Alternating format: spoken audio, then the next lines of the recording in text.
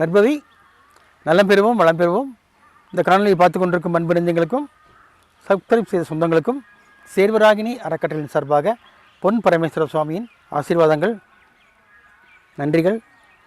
சாய்ராம்.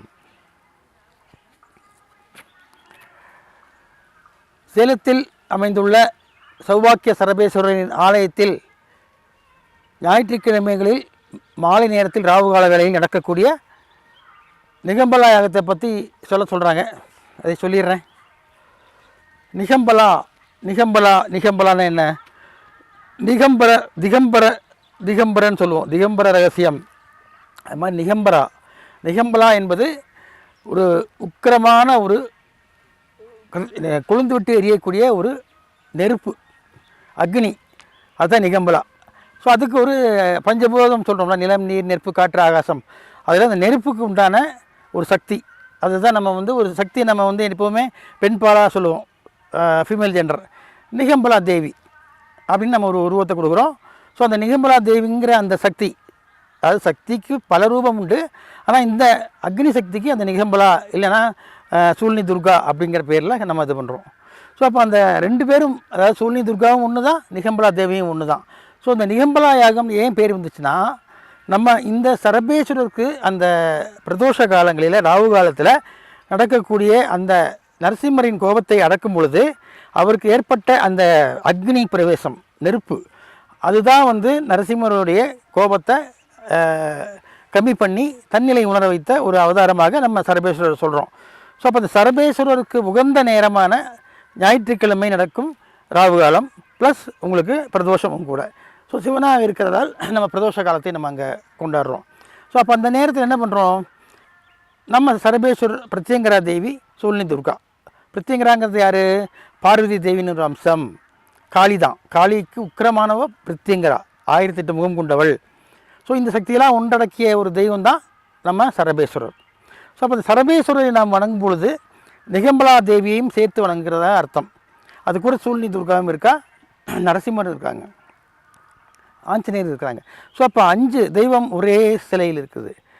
அப்போ நிலம், நீர், நெருப்பு, காற்று, ஆகாசம் சொல்லக்கூடிய பஞ்சபூதங்களும் என்ன ஆகுது, அதுக்குள்ளே ஐக்கியமாயிருது. மனுஷன் இதில் ஐக்கியமாயிருக்கான், பஞ்சபூதத்துலாம் ஐக்கியமாயிருக்கான். நிலம், நீர், நெருப்பு, காற்று, ஆகாசம் வெளியும் இருக்குது, உள்ளேயும் இருக்குது. ரெண்டும் ஒன்றா ஜாயிண்ட் ஆச்சுன்னா என்ன ஆகும், வெற்றி கிடைக்கும். ஏதாவது ஒன்று கம்மியாச்சுன்னா என்ன ஆகும், கொஞ்சம் மைண்டு வேலை செய்யாது. 2 கம்மியாச்சுன்னா ரொம்ப சோம்பேறி ஆகிடுவான். 3 கம்மியாச்சுன்னா படுத்து தூங்கிட்டே இருப்பான். 4 கம்மியாச்சுன்னா கோமா ஸ்டேஜ். 5 கம்மியாச்சுன்னா அவுட்டு. ஸோ 5 பஞ்சபூதம் வெளியே இருக்கக்கூடிய அந்த 5ம் உடலில் இருக்கக்கூடிய 5ம் ஒன்றாக இணைய வேண்டும். அப்போ அந்த ஒன்றாக இணைய எப்படி பண்ணுறது, அதுக்கு நிறைய பயிற்சிகள் இருக்குது, தியானங்கள் இருக்குது, யோகா இருக்குது. எல்லாத்துக்கும் மேலே சிம்பிள் நான் சொல்கிறது என்னென்னா, நாங்கள் பண்ணக்கூடிய அந்த நிகம்பலாயத்தில் கலந்துக்கிறது தான். என்ன சாமி அங்கே நீங்கள் நெருப்பு பற்ற வைக்கிறீங்க, யாகம் பண்ணுறீங்க, ஏதோ மந்திரத்தை சொல்கிறீங்க, சொல்லாமல் இருக்கிறீங்க, அப்படி பண்ணால் எங்களுக்கு எல்லாம் சரியாக போயிடுமா அப்படின்னு கேட்குறீங்க. எனக்கு கேட்குது நல்லா. கண்டிப்பாக சரியாகும். நெருப்புக்குள்ளே நீங்கள் எதை போனாலும் எரிஞ்சு போயிடும் இல்லையா? நல்லது செய்கிறது நெருப்பு தான். நெருப்பு சின்னதாக பற்ற வச்சு விளக்கில் வச்சு அழகு பார்த்தீங்கன்னா அது விளக்கு சாமி. அதே தீவட்டிமாக எரிய விட்டிங்கன்னா என்ன ஆகும், சுத்தமாக அழிச்சிருது இல்லை? அப்போ நெருப்பு தான் எல்லாமே. ஸோ நெருப்புக்குள்ளேயே 5 பூதமும் இருக்குது. அப்போ அந்த இடத்துல நம்ம அந்த யாகம் வளர்க்கும் பொழுது, யாகம் செய்யும் பொழுது 108 வகையான மூலிகையை போட்டு அந்த யாகத்தில் கருக்கிறோம். அப்போ என்ன பண்ணுறோம், நம்ம இந்த யாகத்தில் நாம் ஆகுதி, அதாவது உள்ளே போடக்கூடிய அந்த பொருட்களை போடும் பொழுது அதை பற்றிய ஒரு மந்திரம் இருக்குது. அது பார்த்திங்கன்னா அதர்வண வேதம், ரிக், யஜுர், சாமம், அதர்வனம் 4 வேதம் இருக்குது. அதில் அந்த அதர்வண வேதத்தை நம்ம என்ன பண்ணுறோம், மனசுக்குள்ளே ஜெபிக்கிறோம். வெளியே ஓப்பனாக சொல்ல மாட்டோம். மனசுக்குள்ளே ஜெபிக்கும் பொழுது என்ன ஆகும், அதிக சக்தி. இப்போது நம்ம வாயை திறந்து பேசுகிறத விட மனசில் நினச்சோம்னா அதுக்கு 3 மடங்கு சக்தி அதிகமாக. அதே போல் இந்த யாகம் பண்ணும்பொழுது அந்த அதர்வண வேதத்தில் இருக்கக்கூடிய அந்த மந்திரத்தை என்ன பண்ணுறோம், மனசுக்குள்ளேயே தியானிச்சுக்கிட்டு ஒவ்வொரு பொருளாக எடுத்து அந்த யாகத்தில் போடுறோம். கடைசியாக என்ன பண்ணுறோம், இவங்களுக்கெல்லாம் பிடிச்ச மிளகாய் வற்றல், அதாவது வரமிளகாய், ட்ரை சில்லி இருக்கு இல்லைங்களா, அது எவ்வளோ வேணால் போடலாம். நாங்களாம் ஒரு 3 கிலோ சர்வசாதாரணமாக போடுவோம். போட்டால் என்ன ஆகும், அந்த இடத்துல ஒரு காந்தல், ஒரு கமல் எதுவுமே இருக்காது. ஆனால் வெள்ளை கலராக புகை மட்டும் வரும். நீங்கள் வீட்டில் ஒரு தாளிக்கும் போது ஒரு வரமிளகாய் தாளித்தா எப்படி காந்தல் அடிக்குது இல்லைங்களா? இது 3 கிலோ மிளகாய் ஒன்றா போட்டு எரிக்கும்போது 3 அடி குண்டம் எரிக்கும்போது என்ன ஆகும், யாரும் அங்கே உட்கார முடியாது. அப்போ என்ன ஆகும்? அப்போ அந்த ஏன் நீங்களாம் உட்கார்ந்து அமைதியாக அந்த இடத்துல அதை பார்க்குறீங்கன்னா அங்கே தான் அந்த சக்தி வந்து இறங்குது. எந்த சக்தி? நிகம்பலா தேவி, அதாவது பிரத்யங்கரா, சூழ்நி துர்கா தேவி, அது இல்லாமல் சிவன் சொல்லக்கூடிய சரபேஸ்வரர், இது எல்லாம் அங்கே வந்து பிரசன்னம் ஆகிறதுனால தான் அந்த சக்தியை வந்து கண்ட்ரோல் அந்த காரத்தை அவங்க எடுத்துக்கிறாங்க. அப்போ அந்த காரத்தை எடுக்கும் பொழுது நீங்கள் மனசுக்குள்ளே என்னெல்லாம் நினைக்கிறீங்களோ, சாமி எனக்கு குழந்தை வேணும், சாமி எனக்கு உடம்பு சரியில்லை, உடம்பு நல்லா ஆகணும், சாமி எனக்கு கரண்ட் பிரச்சனை இருக்குது, சாமி எனக்கு ஒரு கார் வாங்கணும், சாமி வீடு வாங்கணும், இதெல்லாம் நீங்கள் வேண்டிக்கிட்டிங்கன்னா அவர் காதில் போய் கேட்கும். உடனே நடக்குமா? உனக்கு பிராப்தம் இருந்தால் மட்டும்தான் நடக்கும். இங்கேன்னு இல்லை, எந்த கோயிலுக்கு போனாலும் சரி, உனக்குன்னு இருந்தால் மட்டும்தான் அந்த காரியம் இங்கே சக்ஸஸ் ஆகும், இல்லைன்னா ஆகாது. நான் 100% ரிசல்ட் நான் சொல்கிறது கிடையாது. என்னை பொறுத்த வரைக்கும் டாலரன்ஸ் முன்ன பின்ன வச்சுருப்பேன். அதாவது 90%, 85% நான் வந்து ரிசல்ட் கொடுக்குறேன். ஏன்னா வரவங்க எல்லோரும் ஜெயிச்சதில்லை, வரவங்க எல்லோரும் வேண்டதெல்லாம் கிடைக்க போகிறதில்ல. ஏன் தெரியுங்களா? அவங்க கர்மான்னு ஒன்று இருக்குது. அவன் கர்மா எங்கே போய் கழிக்குதோ அங்கே தான் அவனுக்கு எல்லாம் கிடைக்கும். எனக்கு தெரிஞ்சு சரபேஸ்வரரை பொறுத்த வரைக்கும் இங்கே தான் அதிக பேருக்கு கர்மா கழிகிற இடம். இங்கே போயும் எதுவும் நடக்காதவன், சாமி வெறுத்து போச்சு போங்க, இருக்கிறதுக்கு நான் போகலான்னு நினைக்கிறேன் பார்த்தீங்களா, அந்த மாதிரி நேரத்தில் தான் சரபேஸ்வரர் உங்களை அழைப்பாருங்க. அப்போ தான் என்ன ஆகும்? உங்களுக்கு தேவையானதெல்லாம் அள்ளி கொடுக்குறதுக்கு ரெடியாக இருக்கிறார்.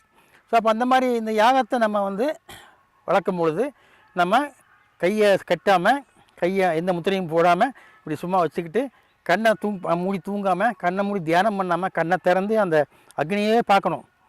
பார்த்துட்டு நீ ஓம் நமச்சிவாய சொல்ல வேண்டாம், சரபேஸ்வரர் மந்திரம் சொல்ல வேண்டாம், ஓம் மந்திரத்தை சொல்லு. நீ எதுக்கு வந்திருக்கிற அதை சொல்லு. இதுக்கு வந்திருக்கிறேன் சாமி, எனக்கு அதை செஞ்சு கொடு.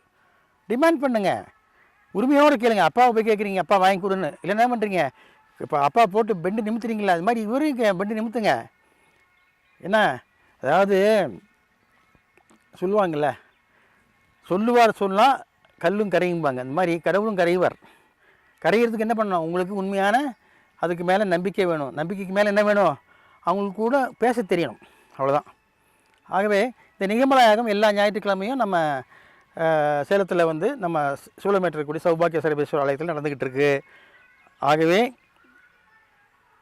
பிராப்தம் இருந்தாலும் சொல்கிறதில்ல, முயற்சி செய்யுங்க. இங்கே வந்து நமக்கு இப்போவும் சொல்கிறேன், சேலத்தில் இருக்கிற மக்களோட வெளியூர்லேருந்து அதிகமாக கூட்டம் இங்கே வருது. தமிழ்நாட்டிலேருந்து சரி, கர்நாடகா, ஆந்திரா இந்த ஏரியாவில் தான் வர்றாங்க. அப்போது நம்ம நிறைய விஷயங்களை நம்ம சாதிக்கணும். என்ன பண்ணணும்? இந்த மாதிரி இடங்களை வந்து கலந்துக்கணும். ஜஸ்ட் ஒரு ட்ரையல் அண்ட் எரர் பேஸில் தான் வாங்க, வந்து சும்மா தான் உட்காந்து பாருங்களேன், என்ன நடக்குதுன்னு பாருங்கள். கண்டிப்பாக உங்களுக்கு வேண்டியதெல்லாம் அவன் செய்வான். ஆகவே இந்த நிகம்பலா யாகம் என்று சொல்லக்கூடிய, பிரத்யங்கரா யாகம் என்று சொல்லக்கூடிய இந்த மிளகாவற்றல் யாகத்திற்கு அனைவரும் வருக வருக என்று வரவேற்கிறோம். ஆகவே வந்து உங்களுக்கு உண்டான தேவையானவற்றையெல்லாம் தேவையான நேரத்திலே வாங்கி கொண்டு சந்தோஷமாக இருங்க. பக்த கூடிகளுக்கு பொன் பரமேஸ்வர சுவாமிகளின் ஆசீர்வாதம். நன்றிகள். மீண்டும் சந்திப்போம்.